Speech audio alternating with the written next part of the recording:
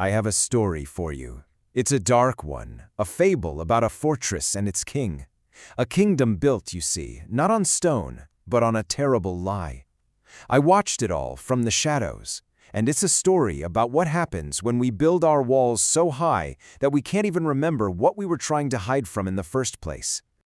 Our tale starts in a place that seems, well, perfect. There's a prince, a magnificent fortress, and this kingdom just bathed in this endless golden light. It has all the makings of a fairy tale, doesn't it? But right from the start, you can just feel that something is off. That light is just a little too bright, the fortress a little too perfect, like it's trying way too hard to convince you it's all real. And that brings us to our first act, the prince's gilded slumber. This is where we start to see that fortress for what it really is. It's a desperate attempt, a world of endless, noisy celebration designed to cover up a deep, silent dread. And here's the why behind all the parties. The prince orders his people to dance, to celebrate, to make all this noise, but not out of joy. Nope. The real purpose is to drown out this quiet, persistent hum of the universe. He is literally trying to shout down reality itself. And this is really the heart of the whole illusion. The entire kingdom is built on this grand, performative yes. On one side, you've got this elaborate story the prince is telling himself, a frantic party to conquer time itself. But on the other side, you have what it was all built to hide, this unscripted animal force. You know, the raw, biological terror of mortality that this entire golden circus was meant to help everyone ignore. And this is what creates a state called collective slumber. Basically, the whole kingdom just agrees to treat their own internal fear not as a fundamental part of being alive, but as this little inconvenience you can just paper over with noble justifications, duty, celebration, you name it. They've picked a comfortable illusion over a very difficult truth. So now we enter Act 2, the tomb of vanity. Because, you know, when you deny reality for long enough, your fortress stops being your home. It becomes your prison. And the consequences of this long gilded slumber are really starting to set in. And here is the real price of it all. The very walls that were built to keep the truth out have now locked the prince in. By refusing to deal with the world as it actually is, he has condemned himself and his whole kingdom to this state of fatal stagnation. There's no growth, no change, just the slow, quiet decay of a life lived in defiance of life itself. And this stagnation on the outside, it has a terrifying counterpart on the inside. The prince's soul, which was once the source of all his power, has become a pressurized tomb. All that fear he denied, all that reality he suppressed, it's all building up inside him like magma. It's turning him from a proud ruler into a hollow man who's about to just collapse. And all that pressure? It's about to find its release. Welcome to Act 3, the Obsidian Mirror. This is the big turning point of our fable. This is when an undeniable, absolutely terrifying truth finally comes knocking at the gates. Something has arrived. It's called the spirit of gravity, that inevitable, powerful force that pulls every manicured order, every carefully built illusion, crashing right back down to earth. Yeah, the party is over. This spirit has a name, the High Judge of the Void. It's described as a spirit of negation, and it's draped in red robes.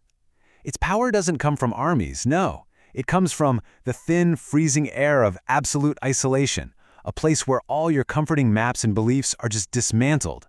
It gets its energy from the very truth the prince tried so hard to pave over with his gray stone of reason. But here's the most important detail. The High Judge doesn't show up with a sword. It arrives as a mirror of polished obsidian.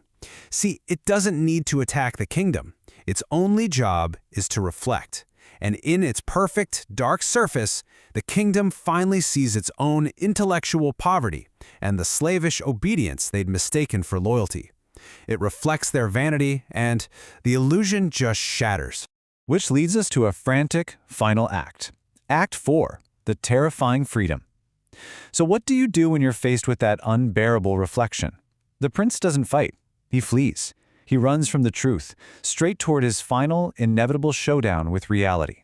He runs through his gardens of Armida, room after beautiful room filled with gilded art, each one a carefully crafted distraction designed to keep thoughts of mortality away.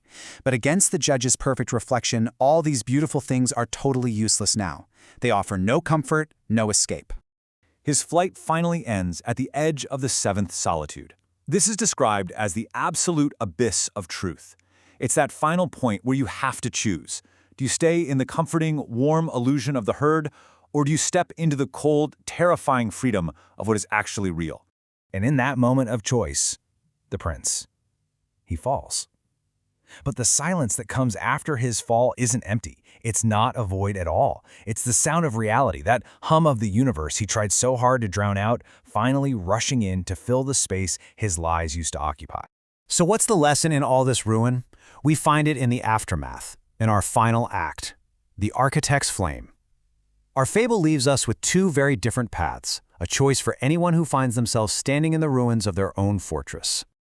The high judge delivers the final verdict, and the prince's true tragedy wasn't his fall, it was his life. He lived as a merchant of existence, trading his honesty for a polished, empty reputation. He wasted his years building walls against the one thing that is absolutely, positively inescapable. And this gives us the two paths for the soul. You can be the merchant, just like the prince, constantly building walls, trading away your integrity for comfort, or you can become the architect of the internal flame, someone who stops building walls and starts cultivating an inner truth. This, right here, is the ultimate lesson of the parable. The way to survive that drought of the soul, that emptiness the prince felt, isn't to make more noise. It's to find a highest dignity, not in a reputation that others give you, but in a truth that you've earned for yourself, through your own integrity. And so the fable ends. But the question it asks, it just hangs in the air, reflected right back at us in that obsidian mirror. So look at your own life, at your own fortress of belief, and ask yourself, are you building walls or are you tending a flame?